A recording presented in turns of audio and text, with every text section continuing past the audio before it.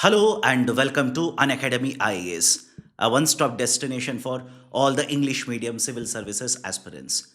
The Ministry of Statistics and Program Implementation has announced that starting 2029 and 2030, it would start replacing the concept of gross domestic product with net domestic product, or in short, NDP. And this is based on the recommendations given by United Nations Systems of National Accounts 2025 framework, which states that idea of NDP or the concept of NDP is much better, much qualitative compared to the concept of GDP. Let's understand why is that so. GDP or gross domestic product in simple terms is the market price of all the final goods and services which are produced within the territory of a country for a specific time period.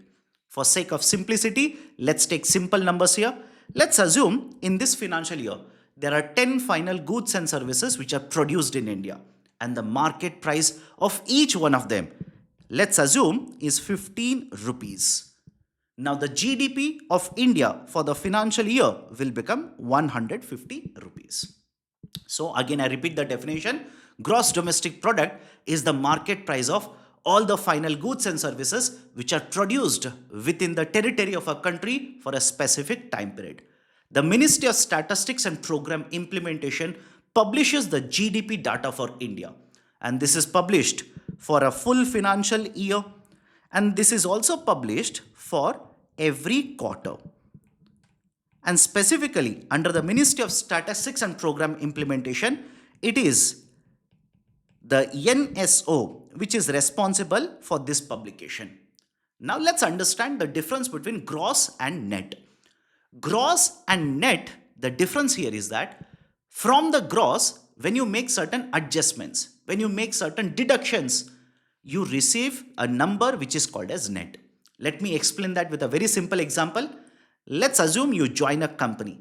Once you join the company, you will be given an offer letter.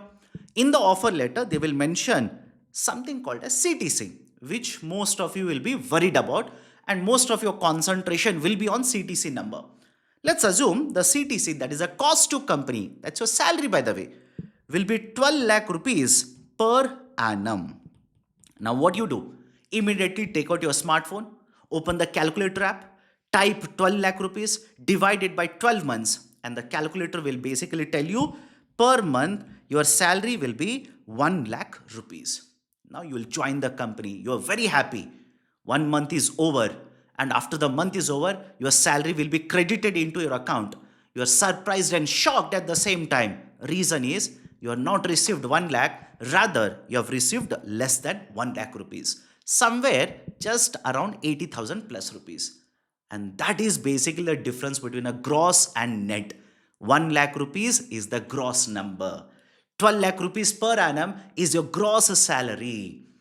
What you receive is not the gross, rather you get in your hand, that is called as net. So from the gross, when you make certain adjustments, when you make certain changes, the number that you get is called as net. Now let's try and understand the difference between gross domestic product and net domestic product. But even before that, here is a very important announcement for those aspirants who aim to clear the Civil Services 2027. Right now, all our courses are available at a discount of 60%. Those who wanted to enroll into our courses, you want to check out the prices, etc., use the link provided in the description below. And listen to me carefully. We generally recommend that you start your preparation 12 to 15 months before the prelims examination. And this is the right time to start your preparation for the 2027. Whatever is the price mentioned in the website, use the code IAS English and you will receive a discount of 60%. And not just that, you are also eligible for CSE Assure. Interested in enrolling, do check out the details by clicking on the link provided in the description. Now let me continue the discussion here. The GDP as well as the NDP, gross domestic product, net domestic product. What is essentially the difference? In case of GDP, I said it simply measures the market price of all the final goods and services which are produced within the territory of a particular country for a specific time period. But in the process of producing the goods and services, you will consume certain resources. You will consume certain assets. For example, let's assume you set up a company. And by establishing a company, you will manufacture certain goods. But to manufacture these particular goods, you will have to purchase machines. You will have to set up a manufacturing facility, right? So I hope you understand. In the process of manufacturing the goods and services, there is a consumption of certain resources. There is a consumption of assets. In technical terminology, this is called as capital consumption. This is essentially referred to as capital consumption. Now, when you calculate the GDP number, what is the capital consumed? Did you account for that? Did you adjust the capital consumption or the resource consumption number when you calculated the GDP number? Absolutely no. You simply took the market price of all the final goods and services and you concluded this is the number representing the GDP of a country.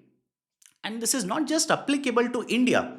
Right now, across the globe, major economies simply focus on only one indicator, gross domestic product. But the contention of the systems of National Accounts 2025 framework is that when you run behind GDP, it doesn't provide you the qualitative data regarding the capital consumption or the asset consumption that has happened because you wanted to produce these final goods and services. That data is not available or is not accounted when you calculate GDP. That's the reason this new framework argues in the favor of NDP rather than GDP. Now, some of you might be thinking, then how does NDP account for all of it? Let me explain. You get NDP using this particular formula. Net domestic product is equal to GDP minus depreciation. GDP minus depreciation. Now, this particular terminology, depreciation, it represents the value of the assets which is reduced. Now, what do you mean by that? When you purchase certain assets, for example, machinery. Again, I am saying, is the machinery only one example for this? No. Buildings are there, machines are there, trucks are there. To make the system or make the concept easier, I am taking the example of machinery. Let's say you have purchased the machinery today or in this year. Now, in the course of producing the goods, there will be certain wear and tear undergone by the machine. So, basically, there will be a reduction in the value of this particular machinery. And that, in a nutshell, is called as depreciation. Now, what is the amount of wear and tear? What is the reduction in the value of this particular machinery every year? Is it the same for every machinery? Is it the same for every capital that the company uses? No, it varies and it is generally based on the formula or the data that is given by the government. Now, you don't have to be worried about the calculation. Let's make it simple. Now, in the context of this particular formula, let's take certain numericals and let's understand why NDP is better compared to GDP. Let's take an example here. Imagine for India, in the current financial year, the final goods and services are produced. I'll divide these particular final goods and services into two categories. One category is the consumer goods. For example, right, your biscuits, chocolates, etc. The market price of all the final consumer goods and services which have been produced in this particular financial year, I'll assume it to be 2000 rupees. In addition to the consumer goods, there are also machines which have been manufactured. And let's assume the market price of all the machines which have been manufactured in this financial year, let's say, to be around 500 rupees. Now, if I'm asked to calculate the GDP for the current financial year, what will I do? I'll take this number 2000 rupees plus 500 rupees. The GDP will become equivalent to 2500 rupees. But now tell me, when you got this particular number 2500 rupees, did you account for the capital assets value that you have consumed? The wear and tear that has happened, the consumption of these particular assets, the value, was it accounted in the calculation of this number? Absolutely no. And that is the argument of United Nations Systems of National Accounts 2025 framework. So rather than focusing on this particular number, what is better?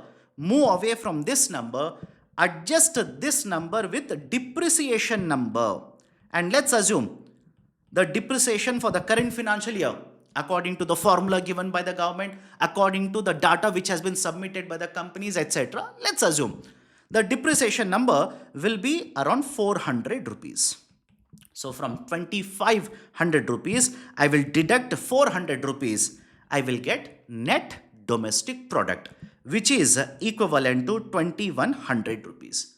And now, when I move away from the GDP to NDP, don't you think I am having a better quality data? I am adjusting for the consumption of the assets as well, consumption of capital, which is done or which is happening because I'm producing these particular final goods and services.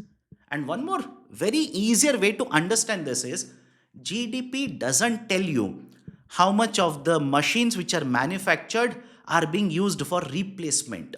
How much of these, let's say, are basically investment, or how much of this is, basically depreciation, etc. That number is never given looking at the GDP data. But when you move away from the GDP to NDP, that will give you a better quality data. So once again, the Ministry of Statistics and Program Implementation has announced that based on the recommendations given by the United Nations Systems of National Accounts 2025 framework, they will be moving away from the GDP to the concept of net domestic product, but not immediately, starting from 2029 to 2030. But even before that, in this year itself, the Government of India, or specifically the MOSPI, has already announced that the base year for the calculation of GDP will be changed to 2022-23. This will be the new base year, and this change is going to happen very soon, that is at the end of the month of February 2026. Now, based on the discussion that we have done, here is a MCQ for you. I want you to give me the correct answer in the comment section of the video. Consider the following statements. GDP is published by NSSO. GDP is published for every month in India. GDP is a geographical or territorial concept. How many of the above statements is or are correct? What is the correct answer? Drop your answers in the comment section of the video. If you have liked the discussion, hit the like button. If you're yet to join our YouTube channel, kindly join right now. Thank you. Have a great day.